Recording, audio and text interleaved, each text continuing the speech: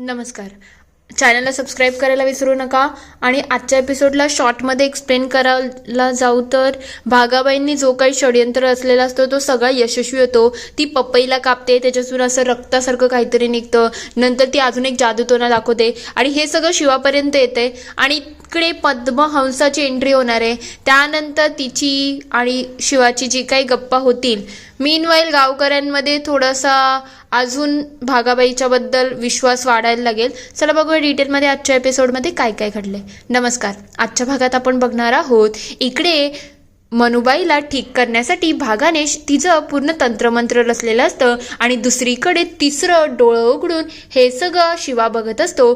तेवढ्यात इकडे भागाबाई काही ना काही मंत्रोपचार करते. याचं त्याचं हे ते असं करत करत ती म्हणायला लागते आता कोणाची तरी बळी द्यायला लागेल. तेव्हा तो म्हणतो थांबा जरा मी काहीतरी घेऊन येतो. नबाजी लगेच आत जातो आणि तिथून एक पपई घेऊन येतो. ती लगेच त्याच्यावरती हळद कुंकू कापते आणि ती अशी सुरीने कापते तर त्याच्यामध्ये रक्ताचा पुरा थिस्तार होत असतो. हे सगळं बघून सगळे खूप घाबरून गेलेले असतात. पण तेवढ्यात मनुबाई जागी होते आणि म्हणायला लागते मी ठीक झाली, मला आता बरं वाटते, काही होत नाही. तेव्हा ते म्हणते हिच्यावरचा प्रभाव कमी झाला आहे. असं ज्याच्यावरती देवीचा कोप होईल ना त्यांचा प्रभाव तुम्हाला कमी करायला लागेल, तेव्हाच तर हे सगळं नायनाट होऊ शकतो. तेव्हा लगेच नबाजी आणि मनुबाई इकडे भागाच्या जवळ जातात आणि म्हणतात भागाबाई खरंच तुम्ही आम्हाला वाचवलं आहे. तेव्हा ती म्हणते जर मी जे काही बोलते ना ते खरं असेल ना तर या गवताला आत्ताच्या आत्ता आग लागेल, म्हणजे आपल्याला समजेल की गावामध्ये देवीचा कोप झालाय की नाही. तेवढ्यात तिथे त्या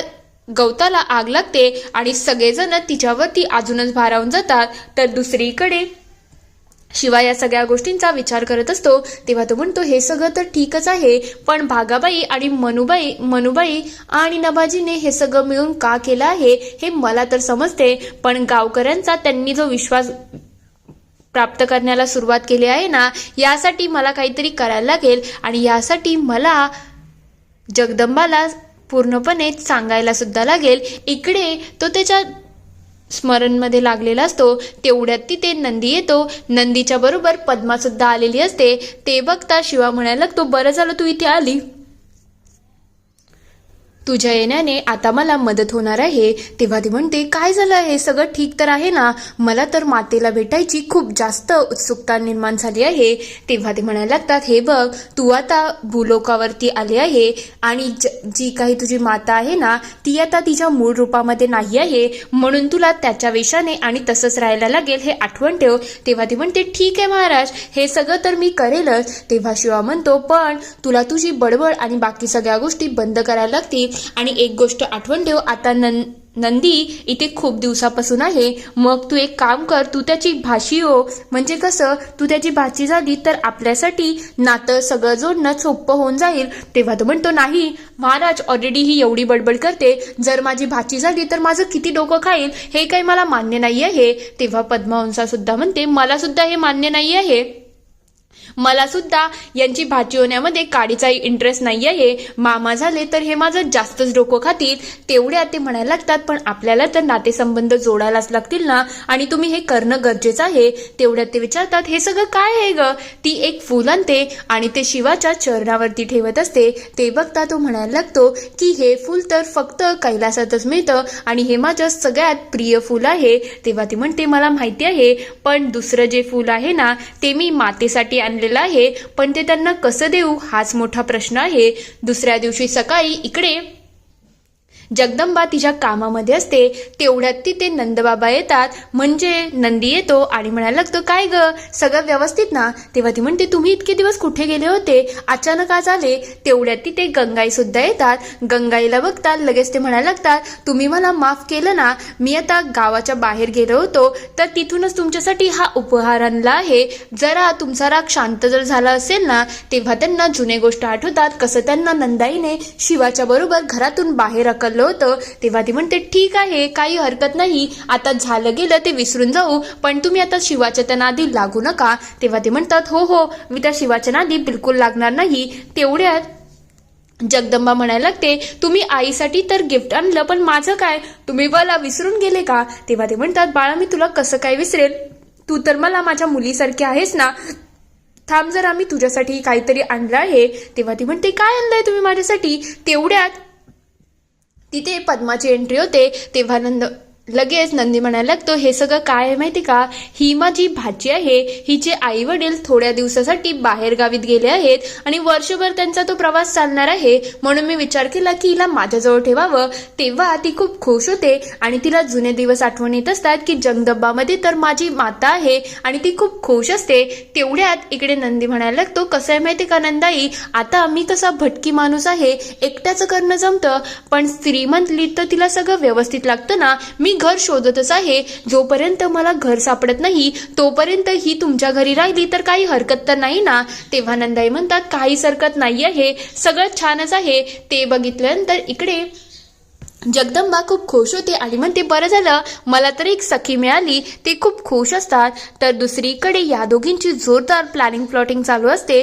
तेव्हा भागाबाई म्हणतात, काल जे आपण प्लॅन केला आहे त्याचा काहीतरी उपयोग होईल का. तेव्हा ती म्हणते, तुम्ही काळजीच करू नका, त्याच्यामध्ये भर टाकण्यासाठी मी ऑलरेडी दुसरा प्लॅन सुद्धा बनवलेला आहे. तुम्ही आता बघाच मी काय केलं.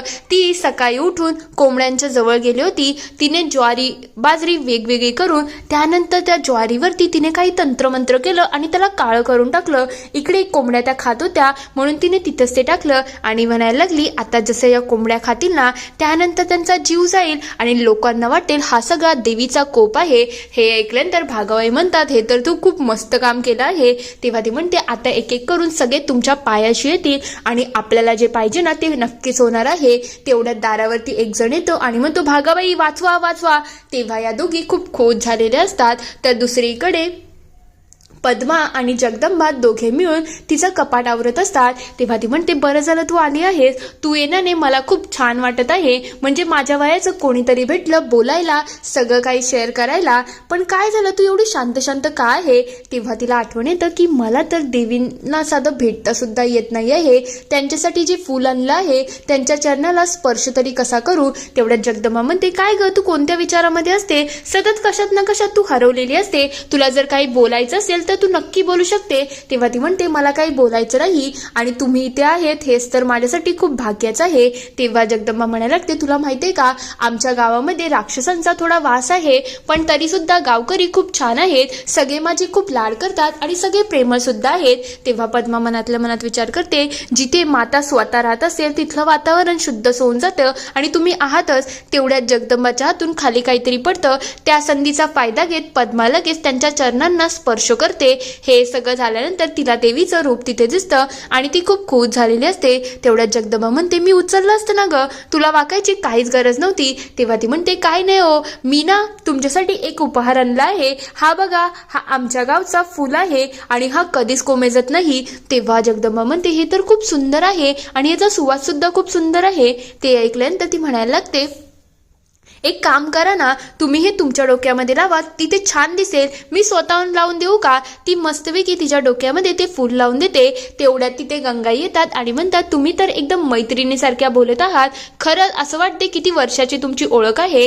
तेव्हा पद्मा विचार करते, तुम्हाला तर माहिती सुद्धा नाही मी यांची कधीपासून सख्य आहे. तेवढ्यात ते म्हणतात, एक काम करा, दोघी जरा पाणी भरून या, घरातलं सगळं पाणी संपलं आहे. त्या दोघी लगेच घरातून पाणी भरायला जातात. तर दुसरीकडे इकडे मनुबाई म्हणत असतात, आता तर सुरुवात झाली आहे, आता सोम्या आला आहे ना, याला तुम्ही तुमच्या याच्यामध्ये एवढं अडकवा ना की स्वतःहून सगळ्या गावकऱ्यांना असा विश्वास बसला नाही की तुमच्याशिवाय काहीच होऊ शकत नाही. नबाजीही त्याच्या कामाला लागला आहे. तेव्हा ती म्हणते, हे काम तर मला खूप चांगल्या प्रकारे जमते, तुम्ही कोणी काळजीच करू नका, बघा मी काय काय करतो. दुसरीकडे इकडे या दोघी विहिरीवरती आलेल्या असतात. तेव्हा जगदंबा म्हणते, हे आमची विहीर आहे ना, ही खूप शुद्ध आहे आणि याच्यातलं पाणी सगळेजण पितात, खूप छान असतं.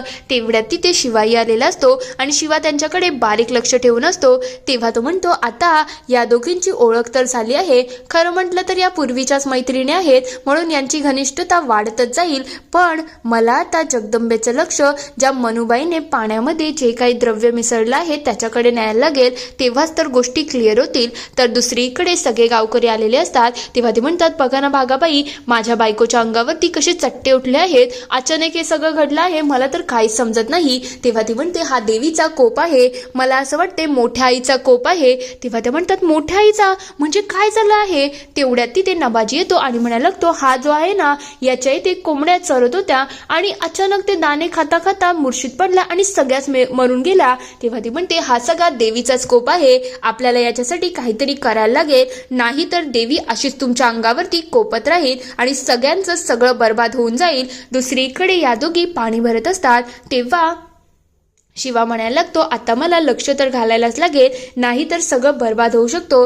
तो लगेच तिथे तप करायला बघतो आणि तिथून एक जादुई शक्ती येते आणि ती शक्ती इकडे या दोघींवरती पडत असते. इथे एपिसोड संपतो. पुढील भागात आपण बघणार आहोत इकडे नंदी आलेला असतो आणि तो म्हणायला लागतो हे बघ तिथे ना ती भागाबाई मंदिरामध्ये तंत्रमंत्र करत आहे, आपल्याला तिथे जायला पाहिजे. इकडे पानावरती 2 सुपाऱ्या घेतलेल्या असतात आणि तंत्रविद्या सुरू झालेली असते. तेवढ्यात तिथे जगदंबा आणि बाकी सगळे येतात. तेव्हा भागाबाई म्हणायला लागतात आता मी आहे ना, मी सगळ्या गोष्टी माझ्या बाजूने करून घेईल, आता गावकरी माझंच ऐकणार आहेत.